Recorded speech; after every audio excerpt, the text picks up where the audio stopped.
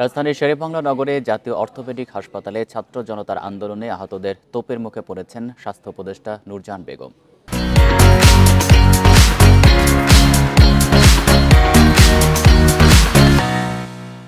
এ সময় তার গাড়িবহর ঘিরে রেখে বিক্ষোভ করে আহতরা।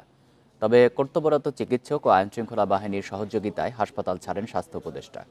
অনুদানের টাকা ও সুচিকিৎসার দাবিতে আগারগাঁও থেকে শ্যামলীমুখী সড়ক বন্ধ করে হাসপাতালের সামনে বিক্ষোভ সমাবেশ করছে তারা।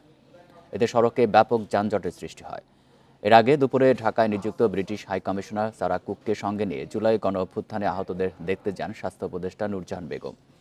এ সময় উপদেষ্টার প্রোটোকলে থাকা এক ব্যক্তির বিরুদ্ধে রোগীকে ধাক্কা দেওয়ার অভিযোগ ওঠে। এরপরই শুরু হয় হট্টগোল ও বিক্ষোভ। স্বাস্থ্য উপদেষ্টা ও সমন্বয়কদের সাথে আলোচনা ফলপ্রসূ হলেই সড়ক ছাড়বেন তারা, না হলে লাগাতার আন্দোলনের হুঁশিয়ারি দেন বিক্ষোভকারীরা।